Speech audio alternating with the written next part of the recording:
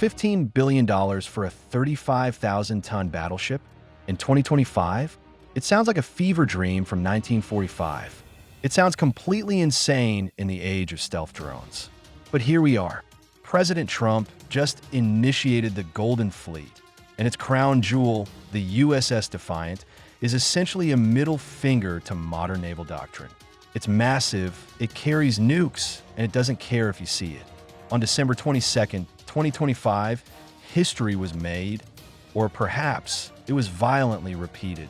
Standing alongside Secretary of War Hegseth and Navy Secretary John Phelan in Florida, President Trump didn't just announce a new ship. He announced what he called the largest, most lethal, most versatile, and best-looking warship in history. And honestly, looking at the specs, outrageous is the only word that fits. They aren't building another destroyer. They're building a 35,000-ton monster with a draft of 9 meters we haven't seen since 1945. They're calling it the Trump-class Battleship. The lead ship, USS Defiant, is the first of 20 planned vessels. But when you look at the price tag and the engine layout, you have to ask the hard question. Is this the return of American power or a $15 billion hallucination? Today, we are breaking down the monster that is supposed to save the U.S. Navy or bankrupt it. Look, let's be real. For the last 30 years, the U.S. Navy has been obsessed with playing hide and seek. The strategy was distributed lethality. Build small ships, build invisible ships, run away and hide in the radar clutter. And what did that get us? The Zumwalt-class destroyers. Billions of dollars for a ship with guns that don't shoot and stealth capabilities that are negated the moment it turns on its radar. The literal combat ship. A floating maintenance nightmare made of aluminum that cracks in rough seas. We sacrificed armor for speed and firepower for stealth. But as of September 2025, the Pentagon is gone. It's the Department of War now. And their logic is brutal. Stop hiding. The Navy realized a terrifying truth. In the age of satellite surveillance and AI-driven radar, you cannot hide a surface ship. If you make a ship small and stealthy, you can't fit big missiles on it. You can't fit a railgun. You can't generate power. So the Trump-class battleship goes the other way. It wants to be seen. It wants to be on the enemy's radar screen as a giant, flashing game over sign. It's the military equivalent of come and take it. But here's where the Trump-class shocks you. You expect it to run on some experimental nuclear fusion magic drive, right? Or perhaps a fragile integrated electric propulsion system like the Zumwalt. Wrong. The Pentagon revealed the propulsion system is CODAG, combined diesel and gas. That is actually incredibly pragmatic. No experimental electric drives that fail in the middle of the Pacific. It's the same propulsion logic used by reliable navies for decades. You have massive diesel engines for cruising efficiency, and then you kick in the gas turbines when you need to sprint at 30 knots. It burns dinosaurs. It works. Now let's look at the teeth on this thing, because the configuration is simply insane. This isn't a ship, it's a floating fortress. On the deck, you have 3 main guns. First, the Holy Grail, a 32 megajoule electromagnetic railgun. After decades of it's 5 years away, the Navy is finally moving it from the lab to the fleet. This weapon uses pure electricity to hurl a projectile at Mach 7. It's cheap, it's infinite, and it hits like a meteorite. But they didn't put all their eggs in the railgun basket. Backing it up are 2 classic Mark 45 Mod 4 naval guns. Why? Because sometimes you need to shell a coastline with cheap high explosives, and you don't want to waste barrel life on your railgun. It provides redundancy. And just for good measure, for Mark 38 autocannons and multiple ram launchers for anything that gets too close. However, the real lethality, the strategic checkmate, is hidden in the vertical launch systems. The Trump-class battleship features a set of quad-packed APM advanced payload modules. If that sounds familiar, it's because these massive 2.2-meter wide tubes were retrofitted and tested on the USS Lyndon B. Johnson back in 2024. Inside these massive tubes are 12 of the Navy's new intermediate-range conventional prompt strike weapons. These aren't Tomahawks. These are hypersonic gliders. Max speed, Mach 5+. Range, 2,700 kilometers.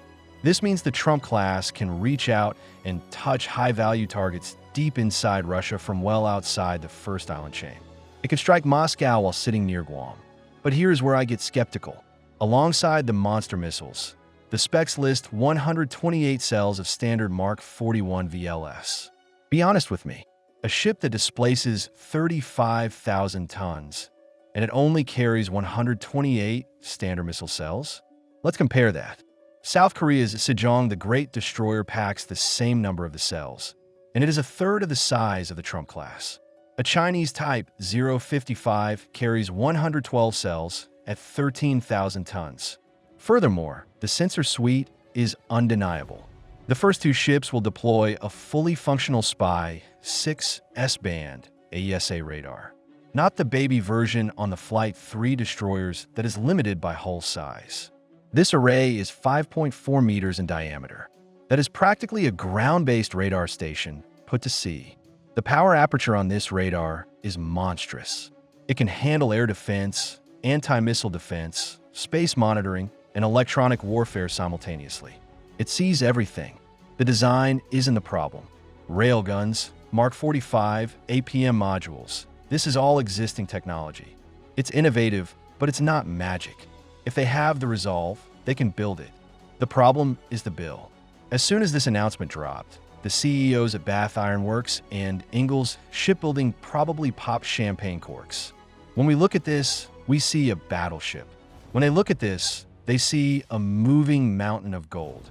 According to data released by U.S. Navy News, under the current plan, the estimated construction cost of a single Trump-class battleship is between $10 billion to $15 billion. Let that sink in. That exceeds the cost of a Ford-class aircraft carrier. This is the most expensive surface combatant project in the history of the human race. The U.S. Navy's next-generation mainstay destroyer, the DDGX, is still just lines on paper, struggling for funding. But the administration wants to jump straight to a $15 billion battleship. This leads to the most controversial part of the plan. How do we build it? Anyone following the industry knows U.S. shipbuilding is in a crisis. We have a labor shortage. We have rusting dry docks. We can barely build submarines on time. So, how do we build 35,000-ton monsters without waiting 40 years? Enter the Masca plan, Make American Shipbuilding Great Again. This relies on the enthusiastic support from South Korea. Korean shipbuilding giants like Hanwha Ocean have already purchased assets like the Philly shipyard. The Trump-class battleship program relies on importing Korean efficiency, robotics, and modular block construction methods to American soil. It's capital for capacity. We are essentially importing the Asian industrial model to save the U.S. Navy. And where does the money come from? The $1 trillion defense budget is being refocused. The War Department has slashed roughly $30 billion in non-combat spending. Diversity officers? Gone.